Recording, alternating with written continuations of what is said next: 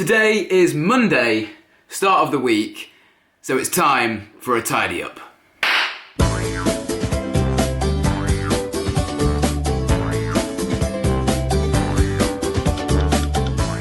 There we go. Jesus, that sun is bright. Whoa.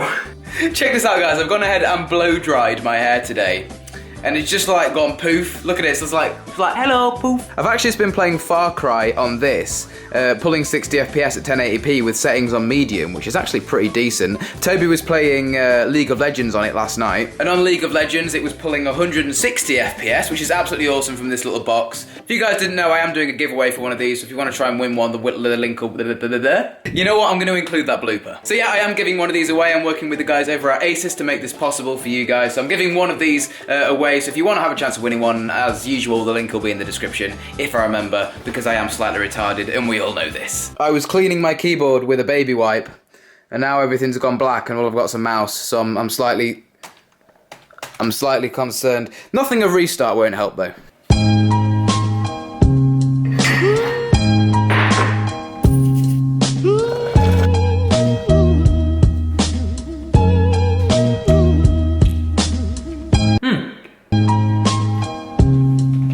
Talk about give and take. Now, give and take is a phrase, and it's also a song name, one of my favourite songs of all time, Give and Take by Netsky.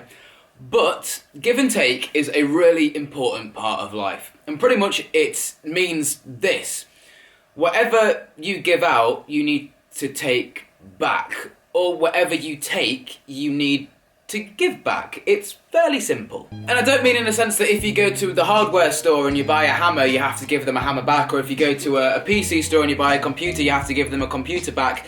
No, I don't mean it like that. I'm talking from person to person. So let's say someone is being really nice to you. Let's say they have taken you out on a day trip or something. Someone's done something that's really nice to you, right?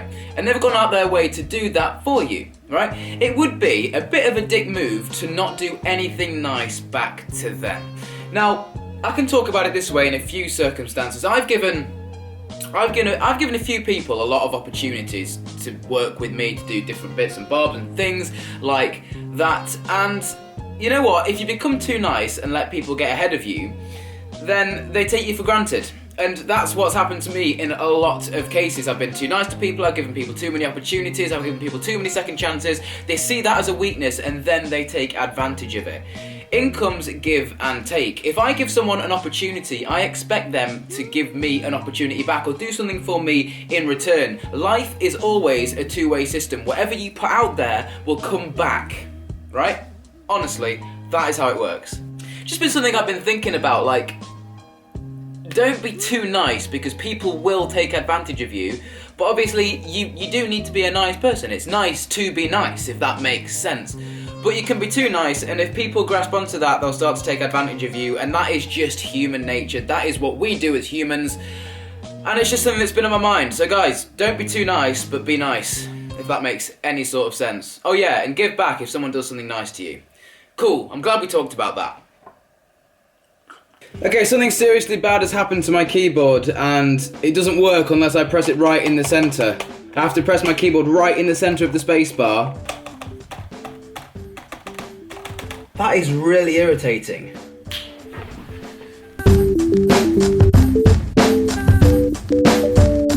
There we go, problem solved. This isn't even my keyboard. Thanks, Niall. I was gonna buy the Razer Deathstalker Ultimate until I realised it was £229. There's no way I can spend that much money on a keyboard. There's no way I can spend that much. What? Well, I know it has a screen and everything inside of it, but like, 220 what? I could buy a bloody computer for that much. Freaking £229. And I can't really see how to put it back together. Something's clearly snapped off inside on the spacebar, so I don't think this is gonna work anymore. What if I put that on there? I go and find two clickable pens and put the springs on these little things. Oh my god, if I can fix this, if I can actually fix this, I'm gonna be a genius. Right, so what we're saying is, if I apply a little bit of glue to the bottom of that so it doesn't move, and then we've got to cut this one down to the right size. So I need some pliers. There we go. So now if I put that one on there, Wait, these springs have got to fit inside here. Whilst I'm waiting, I just want to have a go with the Inspire to make sure that the wrap that I put on it yesterday isn't going to get in the way of it flying. And it looks like it's absolutely fine. There she is. And off she goes. Right, so as you can see here, I don't know if my camera's going to be able to focus, maybe put my hand like that. Focus camera, please. Oh, wow, cool. Right, so I've put the springs here, just there, and glued them on. So hopefully they should provide a little bit of springiness. If I put this on here,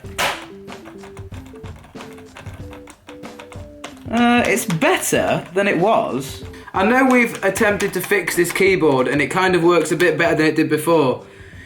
I just can't use it. Like, I type that many emails out and it causes that many issues. I just need a proper working spacebar. But I love this style of keyboard. That's the issue. Like, this style of keyboard, I absolutely love it. Like, this flat style. I'm pretty sure 90% of the people, you guys, know this.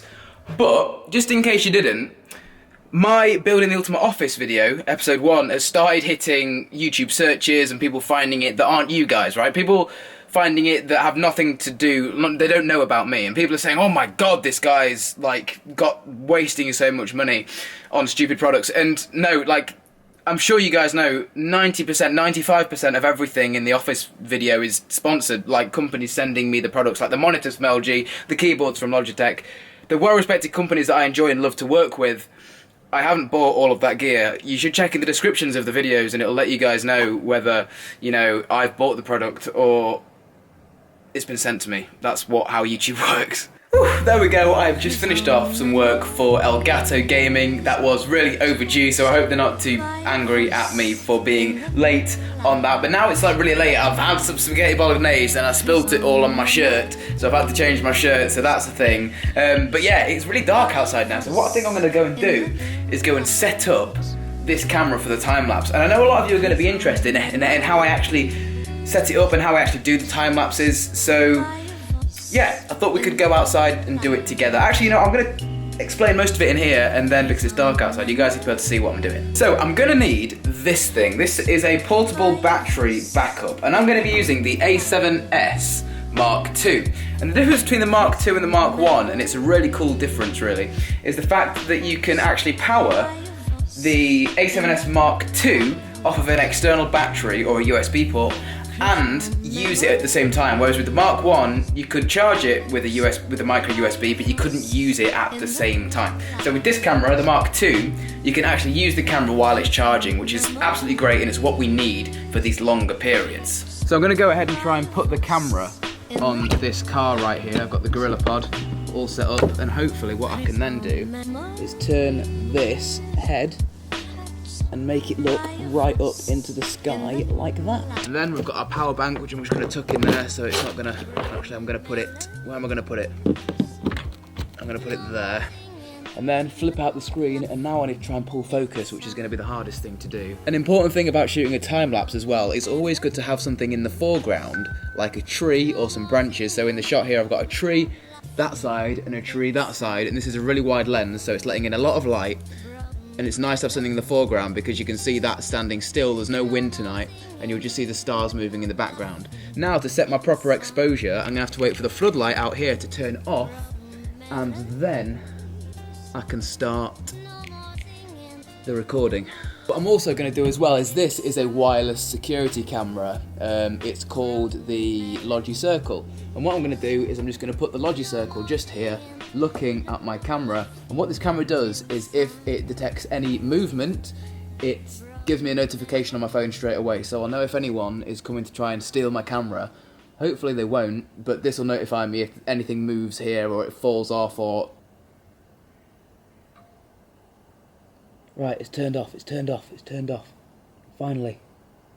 I can set this and go. Right. Ready? Brother.